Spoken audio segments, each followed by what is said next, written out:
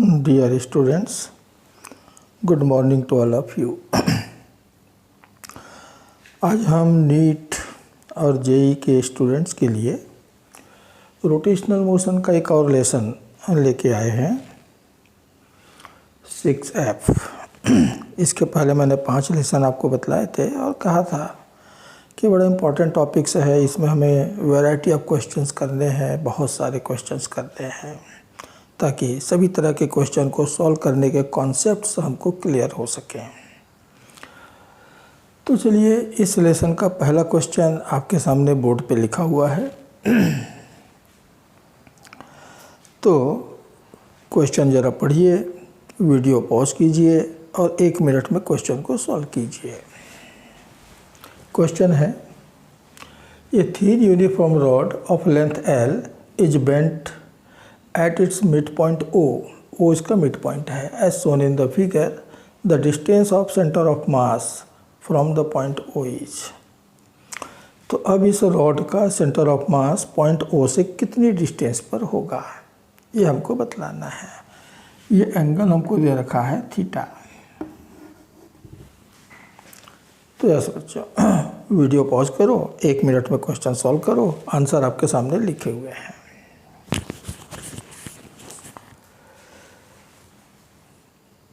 तो बच्चों अब तक आपने क्वेश्चन सॉल्व कर लिया होगा and correct answer is C, L/4 cos θ/2 इतने डिस्टेंस पे मिलेगा।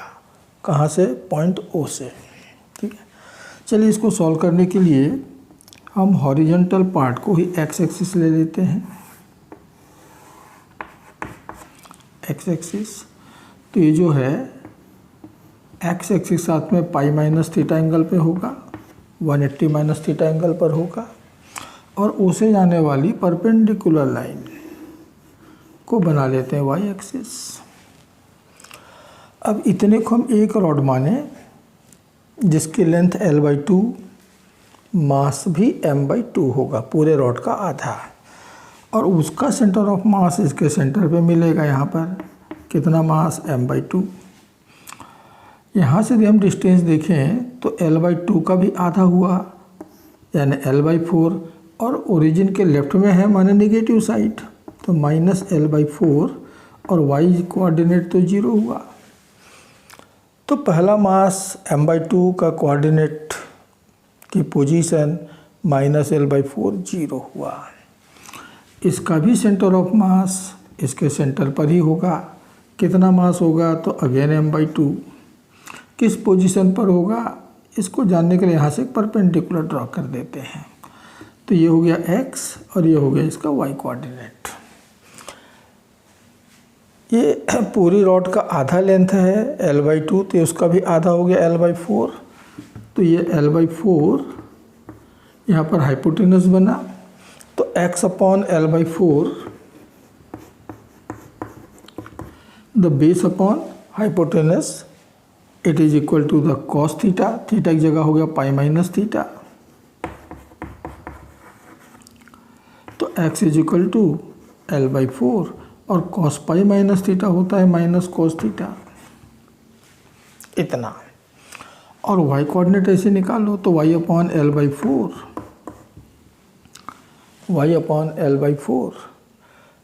Perpendicular upon hypotenuse is equal to sine pi minus theta. तो y is equal to L/4 और साइन पाई माइनस थीटा होता है साइन थीटा। तो इसके कोऑर्डिनेट्स हमको मिल गए minus L/4 cos theta and L/4 sine theta. तो ये हो गए हमारे दो कोऑर्डिनेट, मास M/2 पोजीशन इतना, मास M/2 पोजीशन इतना। तो सेंटर ऑफ मास कहाँ होगा? तो सेंटर ऑफ मास के कोऑर्डिनेट्स मान लो x और y हैं, तो x coordinate of centre of मास बराबर हमको मालूम है m1x1 plus m2x2 by m1 plus m2। तो m1 हो गया M/2, x1 हो गया minus L/4 cos theta.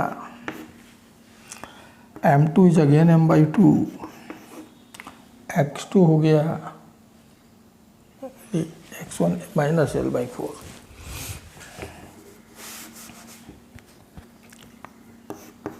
Minus l/4 plus m/2 और x2 हो गया minus l/4 cos theta upon total mass. तो m, तो क्या बचेगा m/2 माइनस l/4, इतने को तो कॉमन ले लो, तो यहाँ से बना 1, यहाँ से मिला cos थीटा और नीचे है m और m cancel, so it is minus l/8 1 plus cos theta. तो बच्चों ये हो गया सेंटर ऑफ मास का x कोऑर्डिनेट इतना होगा,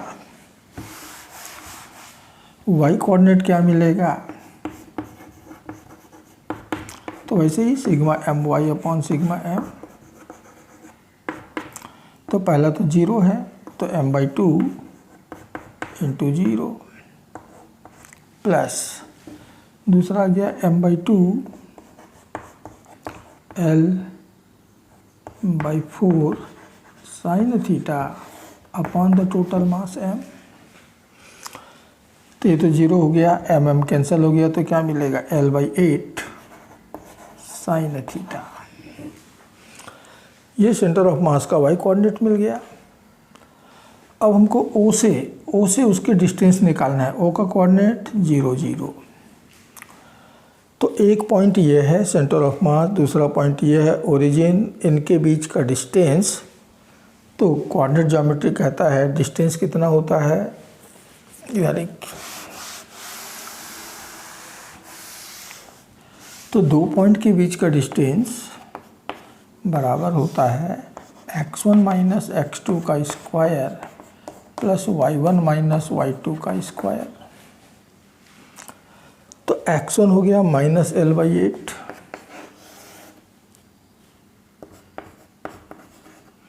1 प्लस कॉस थीटा, x2 तो 0 है ओरिजिन का कोऑर्डिनेट का स्क्वायर प्लस y1 हो गया l/8 साइन थीटा, y2 हो गया 0, तो इतना ही बचेगा का स्क्वायर। तो देखो l/8 का स्क्वायर यहाँ भी है, l/8 का स्क्वायर यहाँ भी है, कॉमन लिया बाहर निकाला, तो l/8 यहाँ बच गया 1 प्लस कॉस थीटा का स्क्वायर, यानी 1 plus cos square theta plus 2 cos theta plus sine square theta. अब cos square theta plus sine square theta तो 1 हुआ, और 1 पहले से भी एक और है तो हो गया 2, तो it is equal to l/8 2 plus 2। अब कॉस थीटा जो होता है 2 cos square theta by 2 minus 1, तो 2 cos square theta by 2 minus 1। अब हम जब ब्रैकेट ओपन करेंगे तो +2 -2 तो कैंसिल, क्या बचेगा l/2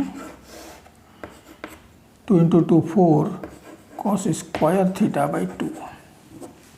ठीक है ना, ये 2 और 2 इंटू -1 यानी -2, ये तो कैंसिल हो जाएगा।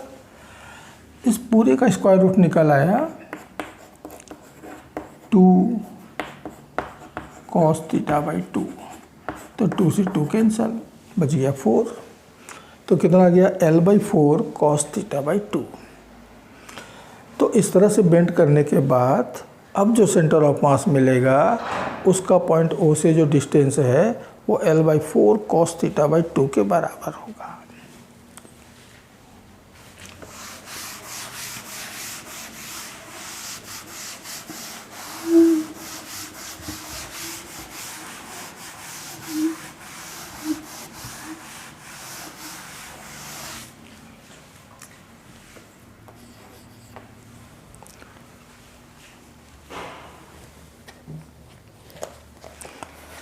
तो चलिए अपन नेक्स्ट क्वेश्चन पे आते हैं। Particles of masses m, 2m, 3m, dash nm grams are placed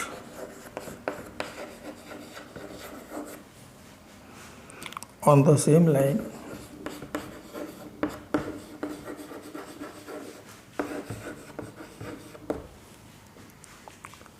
at distances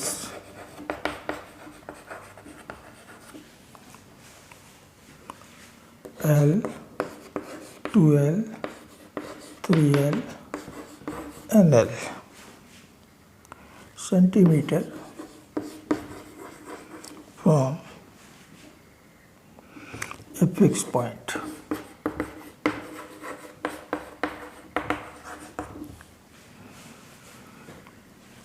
The distance of center of mass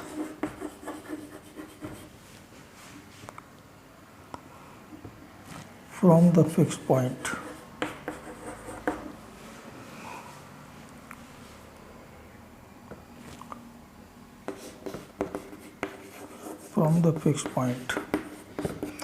in a centimeter is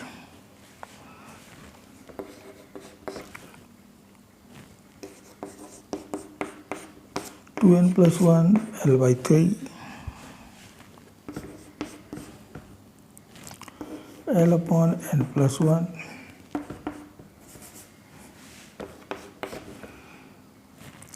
n square plus 1 L by 2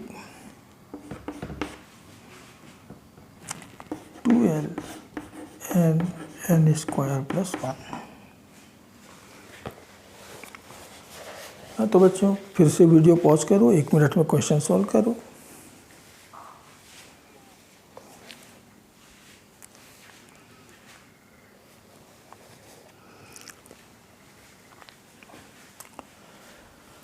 हाँ तो बच्चों अब तक आपने क्वेश्चन सॉल्व कर लिया होगा।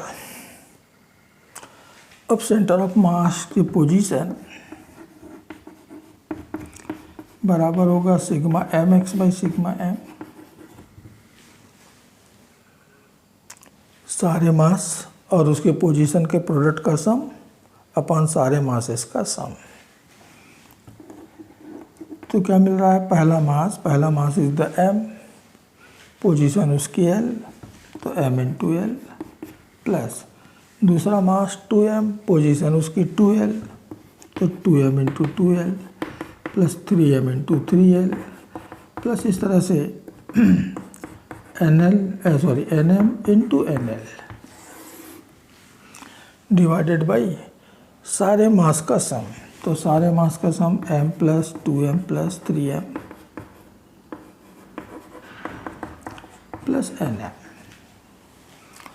m सब जगह से कॉमन ले लीजिए, l भी सब जगह से कॉमन हो रहा है, तो ml कॉमन आ गया। क्या बचा 1 प्लस 2 का स्क्वायर प्लस 3 का स्क्वायर प्लस n का स्क्वायर। यहाँ से m कॉमन लिया तो 1 plus 2 plus 3 and so 1 plus n। m तो बच्चों कैंसल। अब ये sum of square of the natural numbers और ये sum of the natural numbers, इन दोनों के फॉर्मूले आपको मालूम हैं। इन दोनों के फॉर्मूले हमको मालूम हैं।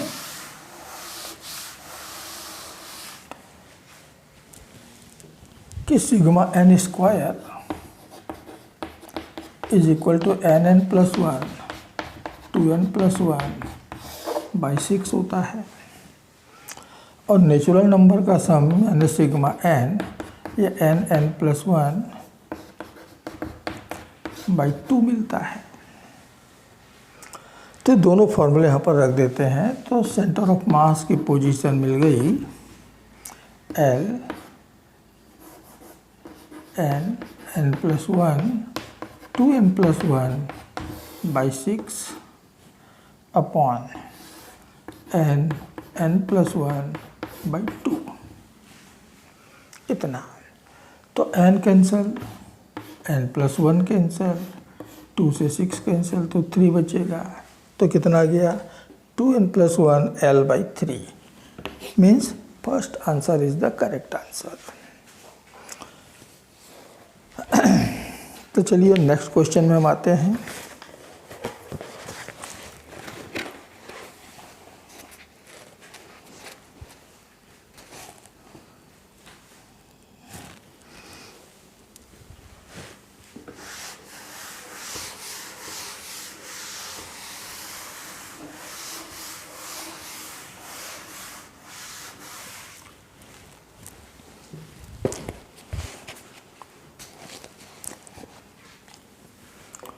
From a sphere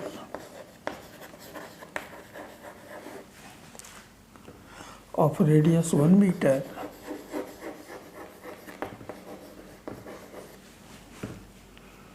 a sphere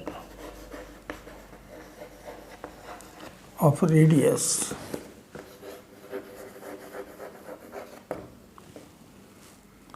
0.5 meter is removed from the edge. The shift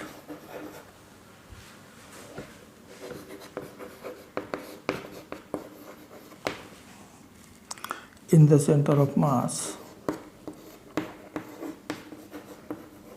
H कि सेंटर ऑफ मास कितना शिफ्ट होगा ये बतलाना है। 13/16 मीटर, 16/13 मीटर,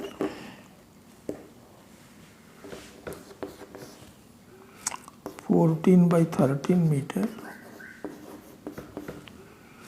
1/14 मीटर।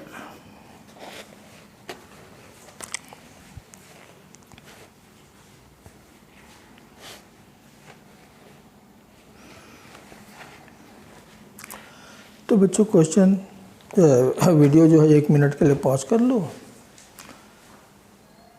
और देखो कि कौन सा आंसर आता है करेक्ट, बनाने की कोशिश करो। इस तरह के क्वेश्चन मैंने आपको पहले भी कराए हुए हैं।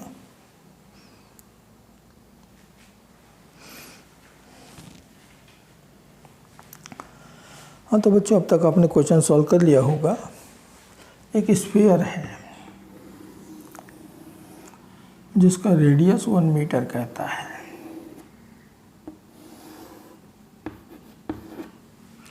से 0.5 मीटर रेडियस का एक पोर्शन हमने रिमूव कर दिया। 0.5 मीटर रेडियस माने 1 मीटर का डायमीटर हुआ, यानी ये उसका डायमीटर बन जाएगा। और एक एज सिस्ट रिमूव कर रहे हैं इस तरह से, तो इतना पोर्शन हमने रिमूव कर दिया। तो सेंटर ऑफ मास की शिफ्ट कहाँ होगी? अब सेंटर ऑफ मास कहाँ होगा ये बतलाना है।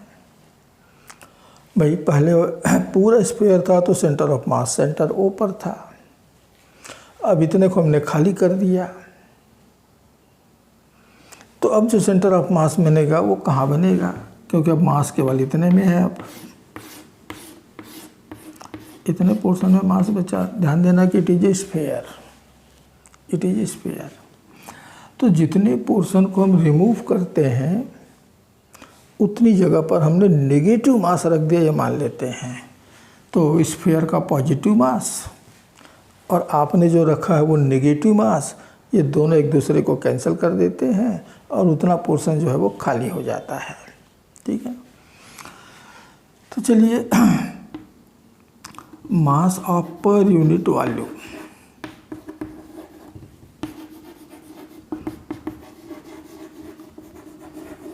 यूनिट वॉल्यूम का जो मास है हम मान लेते हैं रो, हम मान लेते हैं रो। तो पूरे स्फीयर का मास कितना हो जाएगा? m1 4/3 पाई रेडियस तो 1 है, क्यूब इनटू रो। और जो हमने जितना पोर्शन हमने रिमूव किया है, रिमूव करने के लिए वहाँ पर हमने नेगेटिव मास रखा है, वो नेगेटिव मास कितना होगा? तो होगा -4/3 पाई रेडियस इसका 0.5 का क्यूब इनटू रो। इतना नेगेटिव मास तुमने रखा है यहाँ पर, तो इतना पोर्शन क्या हो गया? पॉजिटिव मास नेगेटिव मास आपस में मिलकर एक दूसरे को कैंसिल कर दिए, ख़त्म कर दिए। तो उतना जगह पे क्या हो गया? होल हो गया। ठीक है, तो कितना मिला? -4/3 पाई 0.5 यानी 1/2 का क्यूब यानी 1/8, तो ρ/8 इतना मास हो गया m2। अब m1 का सेंटर ऑफ मास कहाँ पर है? तो O पर है, यानी कि 0 0 पर। हम इसी को x एक्सिस मान लेते हैं और यहीं से जाने वाला परपेंडिकुलर डायमीटर को y एक्सिस मान लेते हैं। तो O तो ओरिजिन बन गया और ओरिजिन का कोऑर्डिनेट 0 0। इसका सेंटर ऑफ मास, इस मास का सेंटर ऑफ मास, ये भी स्फीयर है तो उसके सेंटर पे होगा। अब इसका सेंटर कहाँ होगा? तो 0.5 पॉजिटिव साइड में, और x कोऑर्डिनेट y कोऑर्डिनेट तो भाई 0, इतना मिलेगा।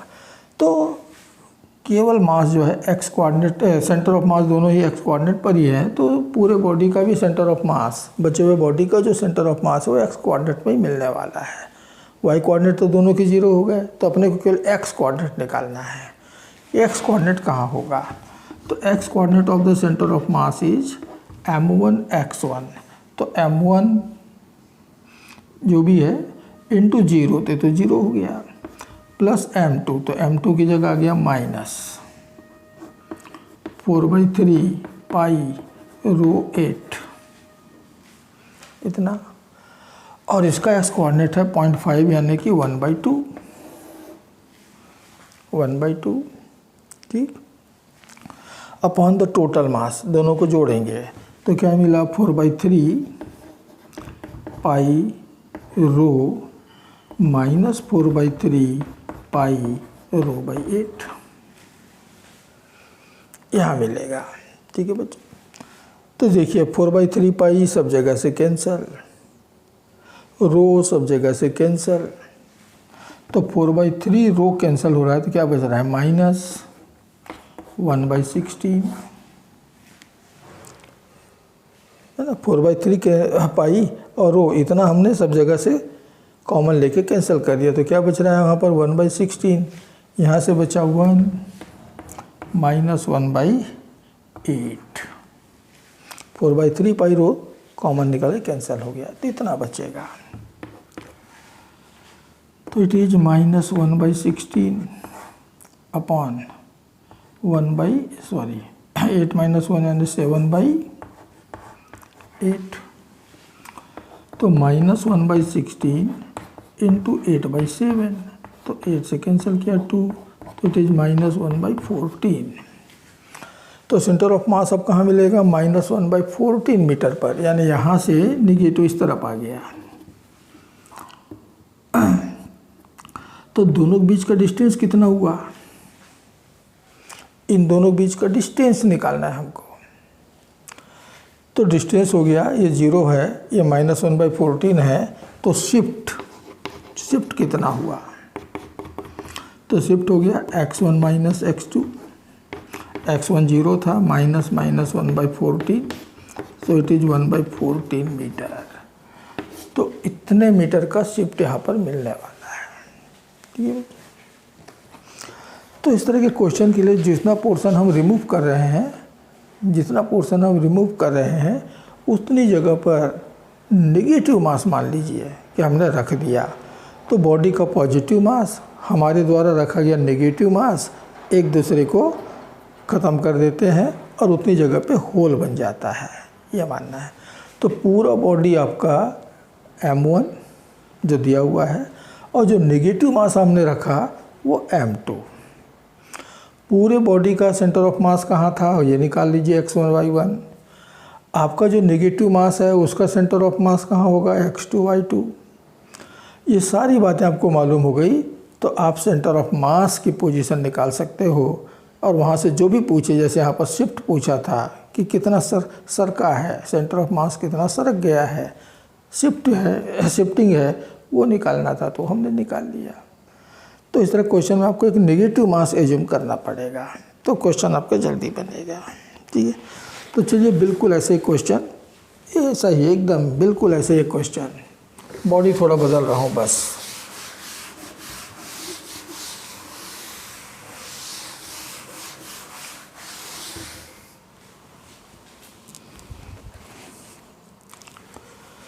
ये सर्कुलर प्लेट, हम स्फीयर लिए थे, यहाँ पर प्लेट ले रहे हैं। A circular plate has a uniform thickness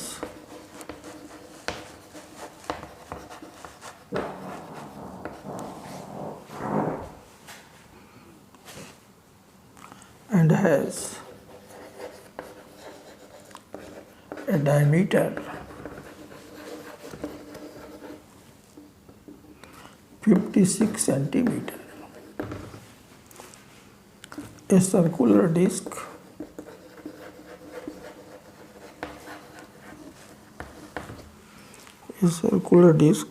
of diameter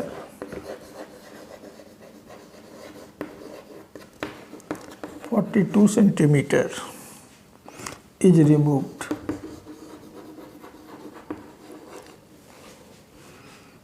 from one edge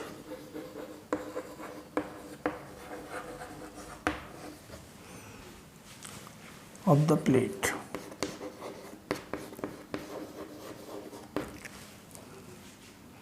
The distance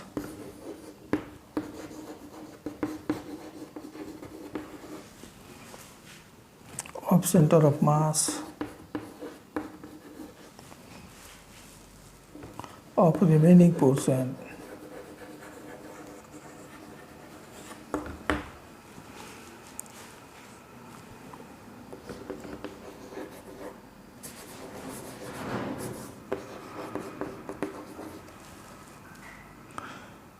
from the center of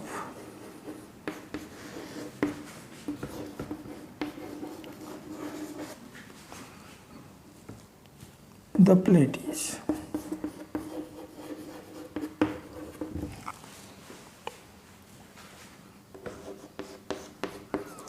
at 10 centimeter, 9 centimeter, 27 centimeter, 4.5 centimetre. तो बच्चों क्वेश्चन बिल्कुल वैसे ही है, जितना रिमूव कर रहे हो उतने की जगह पे एक नेगेटिव मास रखना है और आपका प्लेट का पॉजिटिव मास आपके द्वारा रखा गया नेगेटिव मास एक दूसरे को कैंसिल करेंगे और वहाँ पर होल बन जाएगा। तो बाकी जो बचेगा उसका सेंटर ऑफ मास कहाँ मिलेगा वो कैलकुलेट करना है। तो वीडियो 1 मिनट के लिए पॉज करो और ट्राई करो।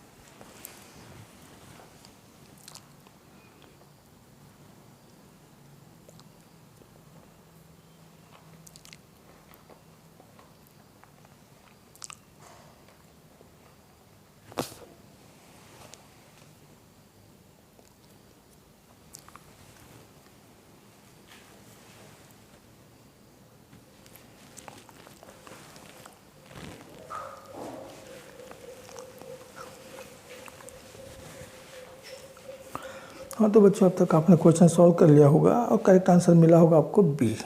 ठीक है, 56 सेंटीमीटर डायमीटर का प्लेट,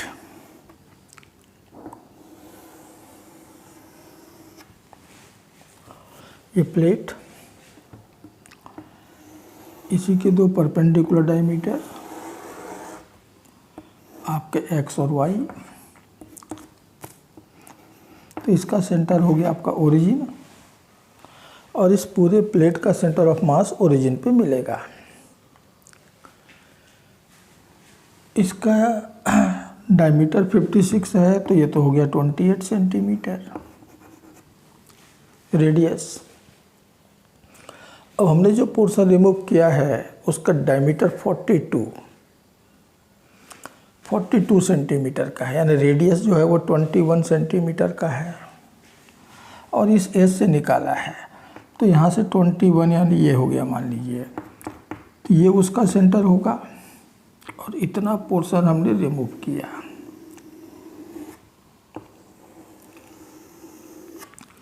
तो 21 सेंटीमीटर, ये पूरा 28 था, और ये जो डिस्टेंस है इट इज़ 21 सेंटीमीटर में, मैं सेंटीमीटर नहीं लिख रहा हूँ। तो दोनों के बीच का जो डिस्टेंस हो गया ये तो हो गया 7 सेंटीमीटर। तो इसका कोऑर्डिनेट हो गया ओरिजिन 0 0, तो इसका मिल गया 7 0। पूरा प्लेट एक मास m1, उसका centre of mass 0 0, removed part m2, उसका सेंटर ऑफ मास हो गया 7 0। ओके, अब मान लीजिए कि यूनिट एरिया का मास सिग्मा है, mass of per unit area मान लेते हैं सिग्मा। तो m1 कितना होगा, पहला मास कितना हो गया, तो area into mass of per unit area, तो एरिया हो गया 4 पाई आर स्क्वायर। सर्कल का एरिया होता है पाई आर स्क्वायर, तो इसका आर तो 28 है का स्क्वायर इंटू सिग्मा। m2 कितना हुआ, तो निगेटिव मास, इतनी जगह हमने निगेटिव मास रखा है, कितना पाई इंटू 21 का स्क्वायर इंटू सिग्मा। पहले मास का सेंटर ऑफ मास ये तो 0 0 पर है, दूसरे मास का सेंटर ऑफ मास 7 0 पर है, सब मालूम है। तो बचे हुए, अब इसका देखो कि दोनों का वाई कोऑर्डिनेट क्या है, 0 है, तो सेंटर ऑफ मास का भी वाई कोऑर्डिनेट 0 होगा, हमको उसको निकालने की ज़रूरत नहीं है। हाँ, एक्स कोऑर्डिनेट क्या होगा, कहाँ होगा, ये हमको निकालना है। तो चलिए एक्स कोऑर्डिनेट निकालते हैं। तो X coordinate of the centre of mass is equal to m1 हो गया पाई इंटू 28 का square into sigma into X 0 minus pi 21 का स्क्वायर सिग्मा, और इसका x कहाँ पर है 7 अपॉन टोटल मास, तो पाई 28 का स्क्वायर सिग्मा माइनस पाई 21 का स्क्वायर सिग्मा, इतना होगा।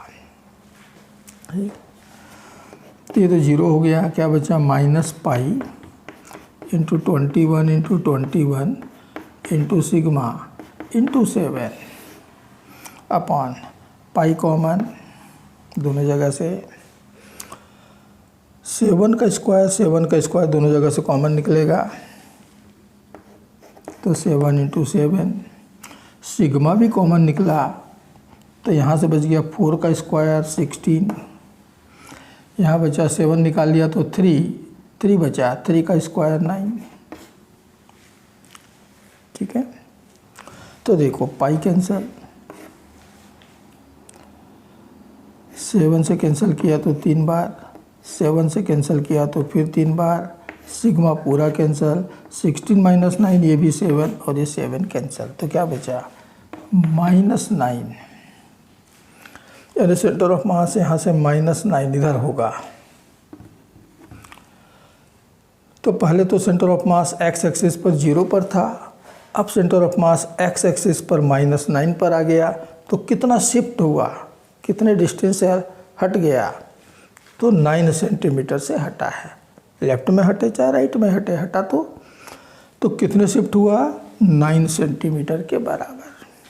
ठीक है, तो मैं समझता हूँ अब तक ये कॉन्सेप्ट एकदम क्लियर हो गया होगा कि जितने पोर्शन में होल करना है उतनी जगह पे हमको नेगेटिव मास रखना है बस, और उसका सेंटर ऑफ मास की पोजीशन ज़रा ठीक ठाक निकाल लीजिएगा।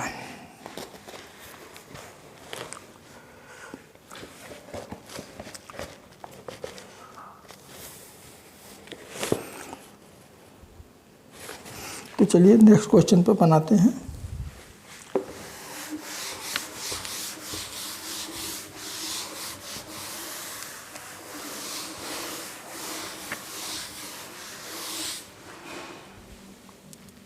Come to the next question. Two bodies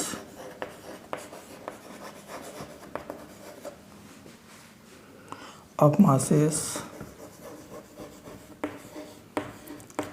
5 kilogram and 3 kilogram are moving towards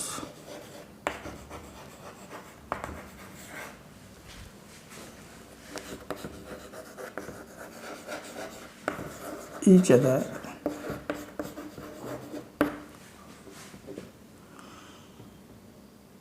with 2 meter per second and 4 meter per second respectively.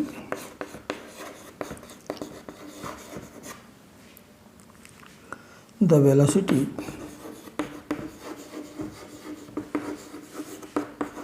of center of mass is, अभी तक हम पोजीशन निकाल रहे थे, अब हमको वेलोसिटी निकालना है सेंटर ऑफ मास का। 0.25 मीटर पर सेकेंड टूवर्ड्स 3 kg, 0.25 मीटर पर सेकेंड टूवर्ड्स 5 kg, 0.5 मीटर पर सेकेंड टूवर्ड्स 5 kg, 0.5 मीटर पर सेकेंड टूवर्ड्स 3 kg। तो बच्चों यह है क्वेश्चन। फिर से वीडियो 1 मिनट के लिए पॉज कर लो और बनाओ। हाँ तो बच्चों अब तक आपने क्वेश्चन सॉल्व कर लिया होगा। हमको मालूम है कि velocity of centre of mass is given by in vector form m1 v1 plus m2 v2 by m1 plus m2। अब देखो 5 kg का मास इस तरफ जा रहा है 2 मीटर पर सेकेंड से, तो 3 kg का मास उसकी तरफ आ रहा है 4 मीटर पर सेकेंड से। यदि मैं इसको पॉजिटिव डायरेक्शन मान लूँ तो ये मेरा नेगेटिव डायरेक्शन हो जाएगा। मतलब 5 kg का वेलोसिटी प्लस 2 मीटर पर सेकेंड है, तो 3 kg का वेलोसिटी -4 मीटर पर सेकेंड है। बस इसको ध्यान में रखना और सॉल्व करो। तो m1 हो गया 5, वेलोसिटी हो गया 2, प्लस m2 हो गया 3, वेलोसिटी हो गया -4 अपॉन 5 प्लस 3। तो कितना बचा 10 - 12 यानी -2/8, तो इट इज़ -0.25 मीटर पर सेकेंड। नेगेटिव आया। नेगेटिव कौन सा डायरेक्शन को लिया है हमने? इस तरफ वाले को। नेगेटिव हमने लेफ्ट वाले को लिया है, यानी किस तरफ जा रहा है? 5 kg की तरफ जा रहा है। तो सेंटर ऑफ मास की जो वेलोसिटी होगा 0.25 मीटर पर सेकेंड किधर? 5 kg की तरफ। नेगेटिव आया इसलिए, नेगेटिव माने उसकी तरफ जाना है। पॉजिटिव आता है तो उस तरफ जाता, 3 kg की तरफ। तो नेगेटिव आया इसलिए 5 kg की तरफ जा रहा है और 0.25 मीटर पर सेकेंड की इसकी स्पीड होगी। तो इस तरह से आपको सेंटर ऑफ मास की वेलोसिटी, सेंटर ऑफ मास का एक्सेलरेशन, ये सब ऐसे कैलकुलेट करना है इसी फार्मूले से। तो चलिए हम नेक्स्ट क्वेश्चन पे आते हैं।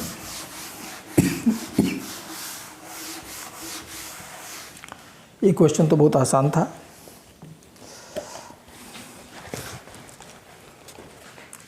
तो अगला question, 2 particles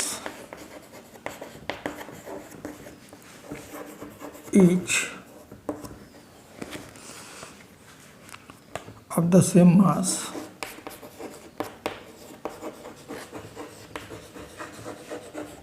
move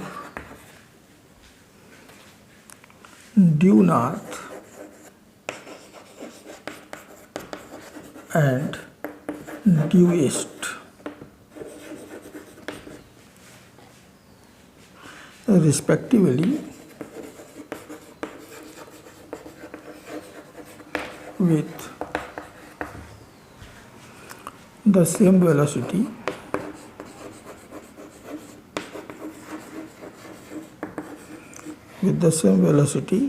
v, the magnitude and direction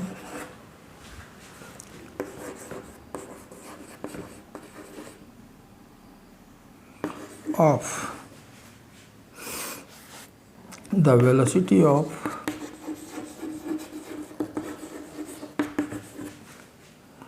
center of mass is। पहला दे रहा है v/√2 north east, v/2 south west, 2v south west, √2v north east.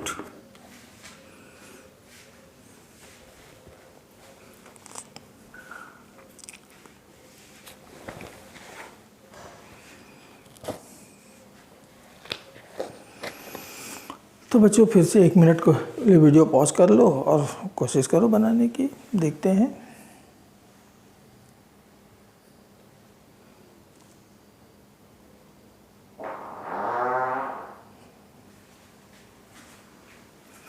तो बच्चों अब तक बन गया होगा। तो यहाँ पर डायरेक्शन भी बतलाना है। तो देखो ये हो गया डायरेक्शन, इधर नॉर्थ, इधर साउथ, इधर ईस्ट, इधर वेस्ट। पहला पार्टिकल इस तरफ जा रहा है ड्यू नॉर्थ, वेलोसिटी v। दूसरा पार्टिकल इस तरफ जा रहा है ईस्ट की तरफ, इसकी भी वेलोसिटी v है। तो यदि हम वेक्टर फॉर्म में लेते तो vi हुआ और ये vj हो गया, j की डायरेक्शन में जा रहा है। ठीक, तो velocity of centre of mass in vector form ये मिला।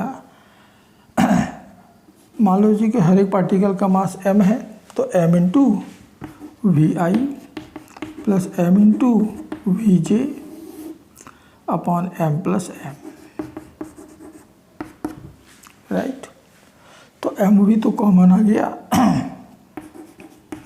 बाई 2m आई प्लस जे, तो m और m कैंसल, इतना मिला।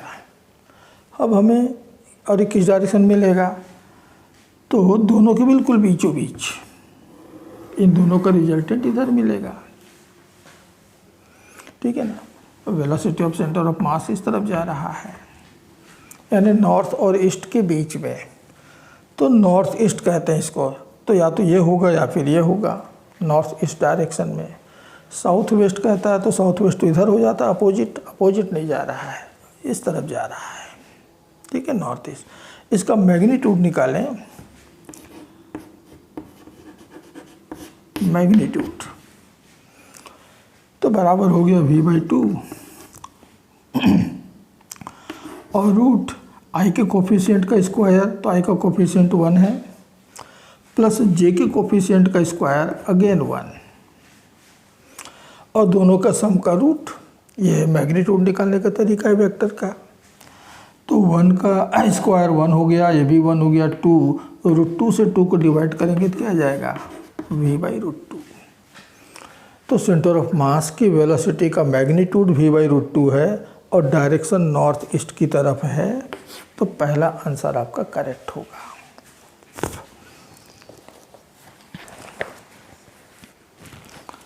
तो चलिए come to the next question.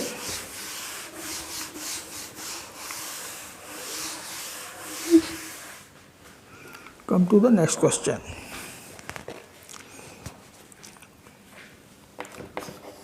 The coordinates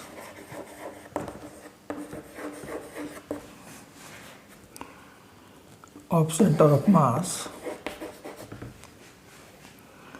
of the system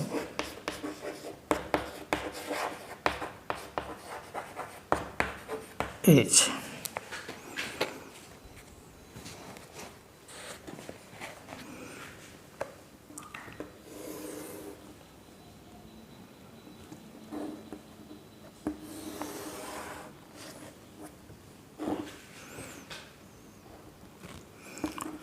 x is equal to 0 यहाँ से ले रहा है, यहाँ पर mass m, x is equal to l, यहाँ पर भी मास m,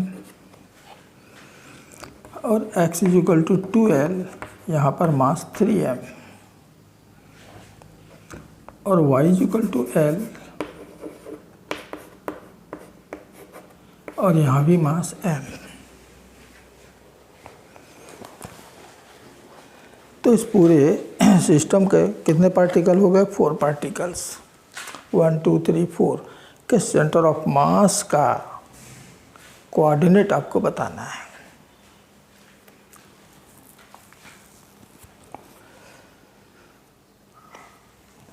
तो स्टूडेंट्स, अब तक आपने क्वेश्चन सॉल्व कर लिया होगा। हमें ओरिजिन यहाँ दिया हुआ है, तो वाई कोऑर्डिनेट भी यहीं से होकर के जाएगा।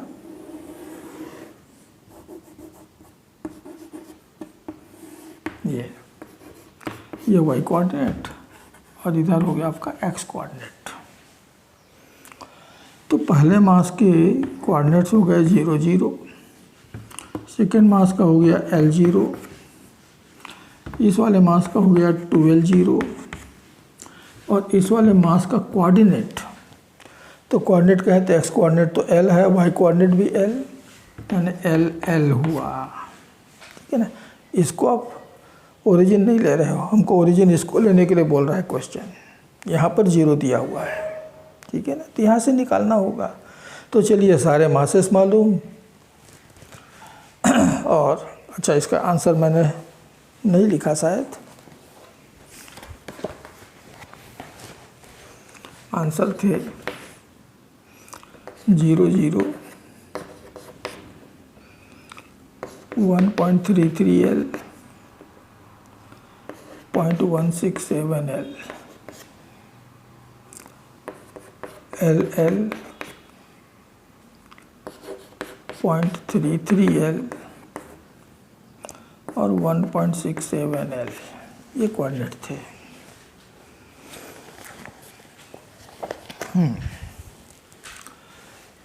तो चलिए एक्स कोऑर्डिनेट निकालते हैं सेंटर ऑफ मास का। तो क्या होता है? Sigma M X by sigma M.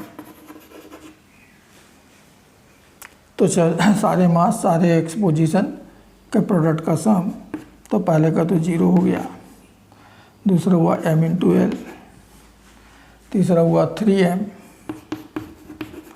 Into 2l, और फोर्थ हो गया m into L. Mass m, X coordinate l, upon sum of all the masses, तो 1 + 1 2 + 3 5 + 1 6m। तो ऊपर कितना मिला? 6 7 8 ml अपॉन 6m। mm तो कैंसिल, 2 से कैंसिल किया तो 3 4, सो इट इज 1.33L। तो देखो 1.33L वाला तो एक ही क्वेश्चन है, एक ही आंसर दिया हुआ है बी। तो बी आंसर आपका करेक्ट है। वाई कोऑर्डिनेट निकालने की भी ज़रूरत नहीं, अरे निकालना ही होगा तो आप बिल्कुल इसी से एक्स की जगह वाई करके निकाल सकते हो। ठीक है ना, एक्स की जगह वाई लेकर के निकाल सकते हो। वाई सबका मालूम है, देखो इसका भी 0 है, इसका भी 0 है, इसका भी 0 है, ये सब 0 हो गए, केवल इसका मिलेगा। तो Y coordinate of centre of mass is equal to m into L upon कितना टोटल मास है? 6m, mm कैंसल, तो 1/6, 1 को 6 से डिवाइड करो तो आपको इतना मिल जाएगा 0.167L। ठीक,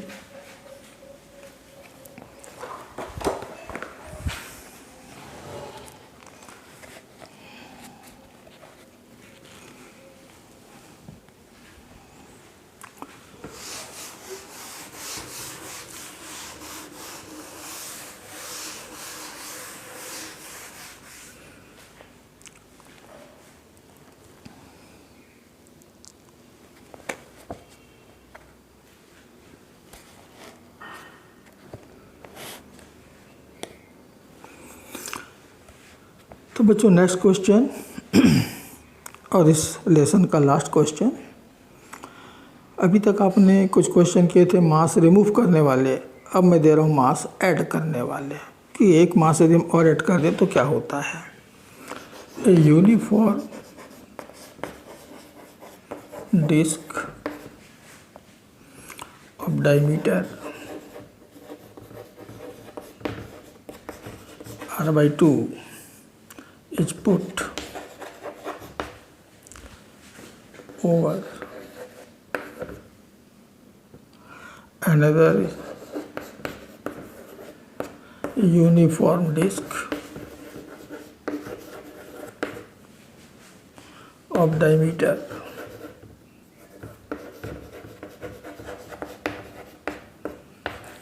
r of same thickness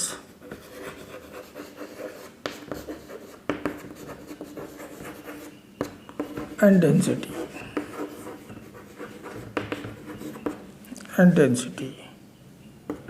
the peripheries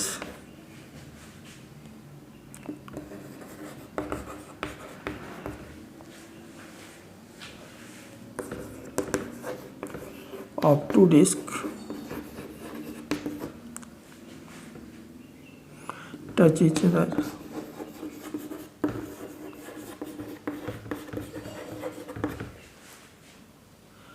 the center of mass of the system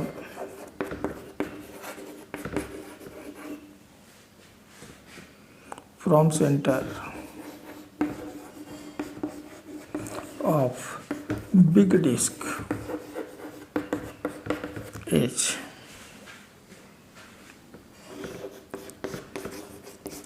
r/10 r/20 9r/10 11r/10।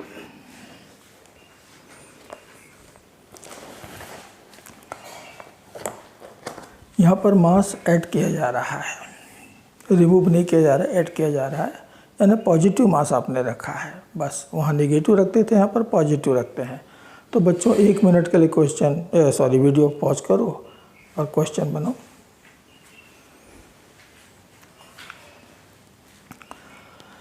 तब तक आपने क्वेश्चन सॉल्व कर लिया होगा। आंसर क्या मिलेगा देखते हैं। एक बड़ा डिस्क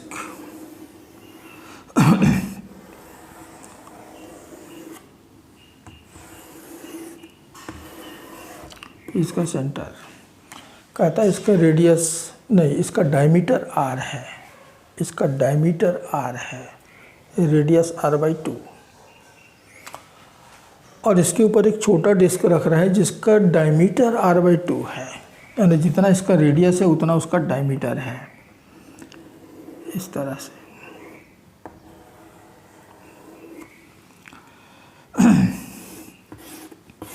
तो ये तो पहला वाला डिस्क हो गया और इसके ऊपर मैंने दूसरा डिस्क और रख दिया। यहाँ पर होल नहीं बना, मास ऐड हुआ। पहले वाले डिस्क का मास m1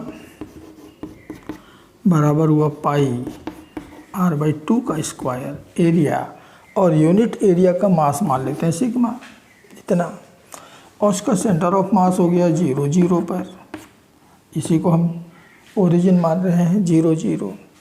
दूसरा मास हो गया पाई r/4 का स्क्वायर, इसका डायमीटर r/2 है, ध्यान देना, तो रेडियस तो r/4 हुआ का स्क्वायर, और यूनिट एरिया का मास फिर सिग्मा ले लेते हैं इतना, और इसका सेंटर ऑफ मास इसके सेंटर पे होगा ये O' पर। ये पूरा r/2 था तो उसका आधा हो गया r/4 0। तो देख रहे हो कि सेंटर ऑफ मास का वाई कोऑर्डिनेट तो 0 है, इसलिए दोनों मास का से वाई कोऑर्डिनेट 0 है, तो सेंटर ऑफ मास का भी वाई कोऑर्डिनेट 0 होगा। उसको सॉल्व करने की ज़रूरत नहीं है, हमको केवल एक्स कोऑर्डिनेट निकालना होगा, एक्स कोऑर्डिनेट, क्योंकि उसी पे मास रखा हुआ है।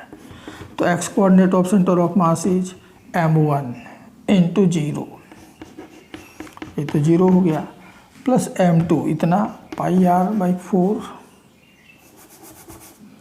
पाई r/4 का स्क्वायर सिग्मा इंटू r/4।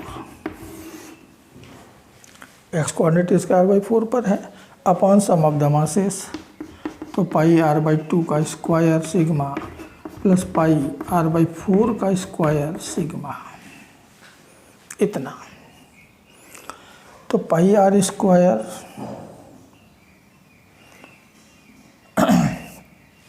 को हम कॉमन ले सकते हैं, 2 का स्क्वायर 4, चलो इधर से तो इधर मिल गया, तो पाई r स्क्वायर नहीं r³ sigma pi r square r cube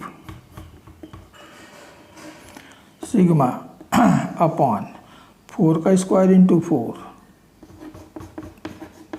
ऐसा लिख देता हूँ, इंटू इसको उल्टा करके गुणा भी कर सकते हो या चलो डिवाइड ही कर लेते हैं।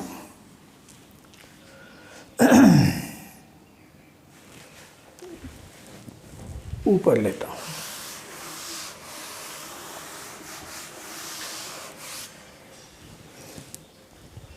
इस वाले को ऊपर ले रहा हूँ, तो ऊपर आ गया पाई r³ sigma upon 4 into 4 into 4, नीचे मिला पाई r स्क्वायर सिग्मा कॉमन, पाई r स्क्वायर सिग्मा कॉमन, और 2 का स्क्वायर यानी कि 4 भी कॉमन, तो ये तो पूरा कॉमन निकल गया 1 प्लस पाई r स्क्वायर 2 का स्क्वायर सिग्मा सब कॉमन के, तो क्या बचा यहाँ से 2 का स्क्वायर बचा, यानी कि 1/4। तो पाई r स्क्वायर सिग्मा कैंसिल करो तो यहाँ से बस केवल r का पावर 1 बचेगा, 4 कैंसिल कर देते हैं, तो मिल गया 1/4 r/4 पाई 4 इंटू 4 अपॉन, ये तो पूरा कैंसिल हो गया, क्या बचा 5/4, तो 4 और 4 भी कैंसिल, तो इट इज r/20। तो सेकेंड आंसर करेक्ट होगा। सेंटर ऑफ मास जो है वो r/20 पोजीशन पर होगा, कहाँ से, बड़े डिस्क के सेंटर से, उसी को तो हमने ओरिजिन मान रखा था, तो वहाँ से r/20 डिस्टेंस पर हमको मिलेगा। ठीक है, यहाँ पर थोड़ा सा ध्यान ये रखना था कि r is not the radius, r is the diameter of the bigger disk, and similarly r/2 is the diameter of the smaller disk, और इसलिए उसके जो रेडियस होंगे उसका भी आधा आधा मिलेगा, यानी r/2 और r/4 मिलेगा। ठीक है ना। तो बच्चों ये था रोटेशनल मोशन से रिलेटेड, और रोटेशनल मोशन से भी सेंटर ऑफ मास टॉपिक से रिलेटेड कुछ क्वेश्चंस और उनको सॉल्व करने के पीछे का कॉन्सेप्ट्स। तो आपको सब ये बातें अच्छे से समझ में आ गई होंगी। अब इस तरह का कोई भी क्वेश्चन आपको मिलेगा, आप उनको इजीली सॉल्व कर सकते हैं, ये मुझे पूरा कॉन्फिडेंस है, मुझे कॉन्फिडेंस है, तो आपको तो होना ही होना है। तो बच्चों अगले वीडियो में फिर मिलते हैं, तब तक के लिए नमस्कार, जय हिंद।